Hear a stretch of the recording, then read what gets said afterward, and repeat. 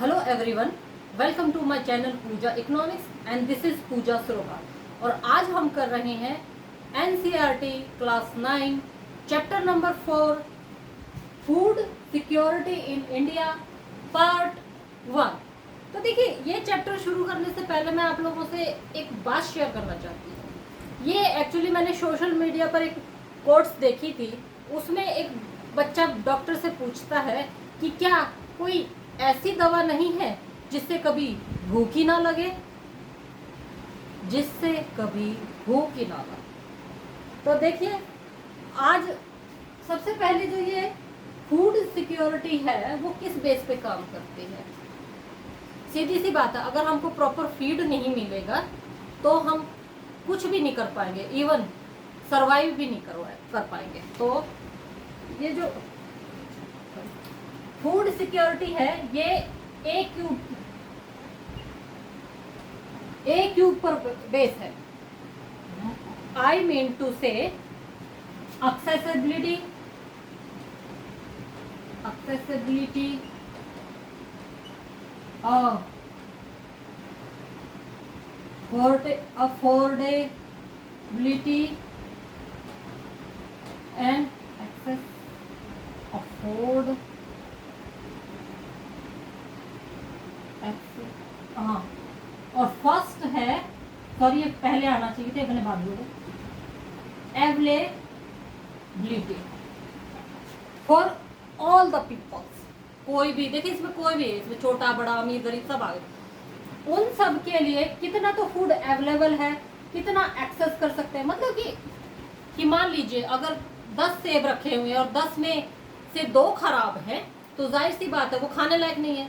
तो 8 एक्सेसिबिलिटी है। और फिर ये देखते हैं कि उन 8 में से सभी लोग, माफ कीजिएगा, मतलब सभी लोग उन 8 सेबों को खरीद पाए। अफोर्डेबिलिटी ये होना चाहिए। अच्छा, एक बात है, अब ये तो थी फूड सिक्योरिटी। अब फूड इनसिक्योरिटी क्या है? तो देखिए, फूड इनसिक्योरिटी का मतलब जो लोग प्रॉपर टाइम पर खाना ना मिल पाता हो। तो ये 2 तरह से होती है।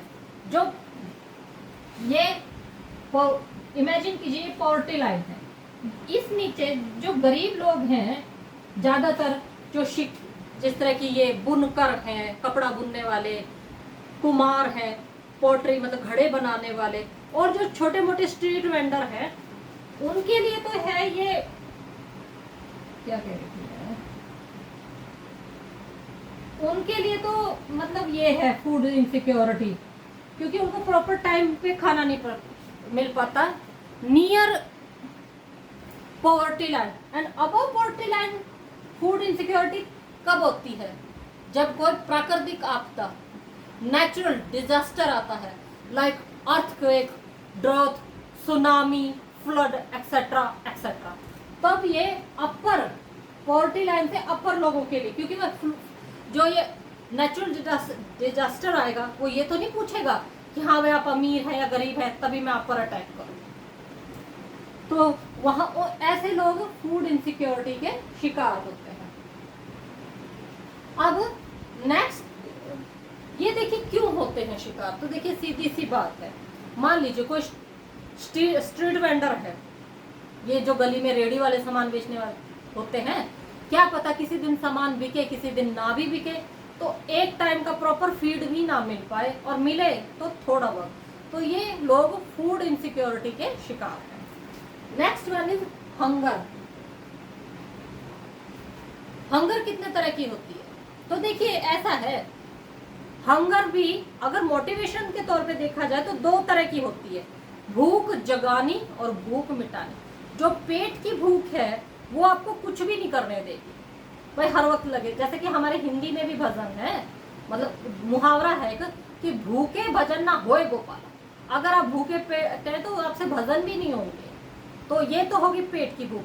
और अकॉर्डिंग टू एक होती है भूख, जैसे कुछ पाना है, कुछ करके दिखाना है, ये भूख जगानी पड़ती है, लेकिन पेट की भूख मिटानी पड़ती है। So come to the point, hunger. Hunger भी 2 तरह की होती है। तो 2 कौन कौन सी? एक तो क्रॉनिक, जो कि लगातार चलती ही रहती है 12 माह। ये देखिए जो लोअर पॉवर्टी लाइन है उन लोगों के लिए डिफाइन किया गया है क्रॉनिक हंगर। पुअर सेक्शन हमेशा इसका शिकार रहता है, कभी किसी दिन खाना मिल गया, किसी दिन नहीं मिला, किसी दिन थोड़ा मिला, किसी दिन, कई बार तो ये कंडीशन भी मैंने देखी है कि पेट भी खाली होता है, जेब भी खाली होती है और घर में आटे का कनस्तर भी खाली होता है। क्रॉनिक। अब होती है सीजनल। सीजनल मतलब उन छोटे छोटे किसानों के लिए जो मतलब एक टाइम पे उनको मतलब काम मिलता है तो प्रॉपर खाना आता है, नहीं तो जो सेविंग की हुई है उससे काम चलाओ, नहीं तो फिर वो हंगर के शिकार होंगे। तो देखिए इसमें मुझे एक फिल्म का एक छोटा सा सीन याद आ गया, हालांकि वो किसी और संदर्भ में कहा गया, लेकिन उसमें जो डायलॉग है वो खुद देखिए। कहता है कि उसमें एक बड़ा जो ठाकुर होता है एक छोटे आदमी से पूछता है, देखिए छोटे आदमी से मतलब उनके लेवल से नीचा, मैं देखिए यहाँ पर कोई भी जातिगत बात नहीं कह रही हूँ, मतलब उनके लेवल से पूछता है। कहते हैं कि आप क्या काम करते हैं? वो कहता है कि जी मैं शादी ब्याह के मौसम जब आता है तब मैं बाजा बजाता हूँ, नहीं तो मैं खेतों में काम करता हूँ। तो यानी कि सीधी सी बात है, शादी ब्याह होगा अगर किसी का और वो बाजा बजाएगा तो हो सकता है उसको प्रॉपर अमाउंट मिले, और बाकी खेती से उसको अलग अमाउंट मिले। The moral of the story is seasonal hunger is those hunger कि जब एक टाइम पर काम करने वालों को काम ना मिले और उनको फीड ना मिले। अब फूड इनसिक्योरिटी देखिए का शिकार होते कौन कौन लोग हैं। सबसे पहले पुअर सेक्शन रेगुलर बेस पे है कि कभी खाना मिलेगा कभी नहीं भी मिलेगा। फिर उसके बाद जो पॉवर्टी लाइन से पुअर सेक्शन से ऊपर है, नेचुरल डिजास्टर आने पर, अभी जैसे कि उत्तराखंड में अभी जो भूकंप आया था तो उसमें क्या हुआ, एक पूरी की पूरी बिल्डिंग गिर गई। अब नेचुरल डिजास्टर ने उनसे तो नहीं पूछा भाई आप पुअर है रिच है कि क्या, तो फिर उसके बाद आते हैं ये गरीब किसान। एक टाइम पर अगर फसल अच्छी ना हो, अकाल पड़ जाए, सूखा पड़ जाए, बाढ़ आ जाए, तब ऐसे सिचुएशन में। अच्छा एक बात बताइए, अब तक का सबसे बड़ा अकाल कब पड़ा था?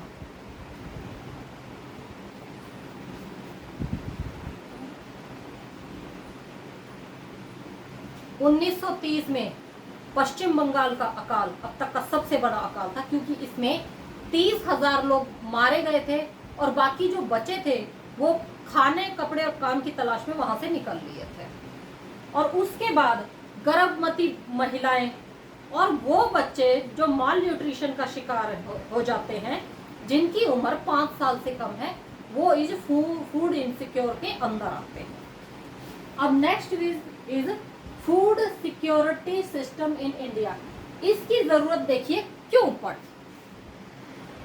1947 के बाद जब 47 के बाद कह रही हूँ, 1947 में 15 अगस्त 1947 में जब हमारा प्यारा भारत आज़ाद हुआ तो उस समय जो फूड स्टॉक था उसकी जो मात्रा है बिल्कुल ही कम हो गई थी।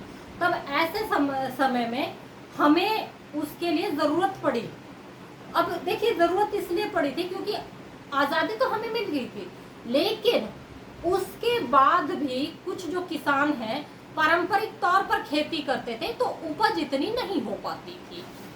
तो ऐसे सिचुएशन में देखिए हमें क्यों ज़रूरत पड़ी कि सबसे पहले आबादी तो देखिए बढ़ रही थी, जो पॉपुलेशन बढ़ रही है उसको फीड करवाने के लिए, सूखा, फ्लड और साइक्लोन के खिलाफ लड़ने के लिए हमें फूड स्टॉक की ज़रूरत पड़ी, फूड सिक्योरिटी की ज़रूरत पड़ी, और रिड्यूस करने के लिए इंपोर्ट, मतलब हमें आयात को रिड्यूस करना पड़ेगा ताकि हम प्रॉपर, मतलब ख़त्म नहीं करना, आयात तो देखिए करना पड़ेगा तभी तो बाहर से मुद्रा आएगी।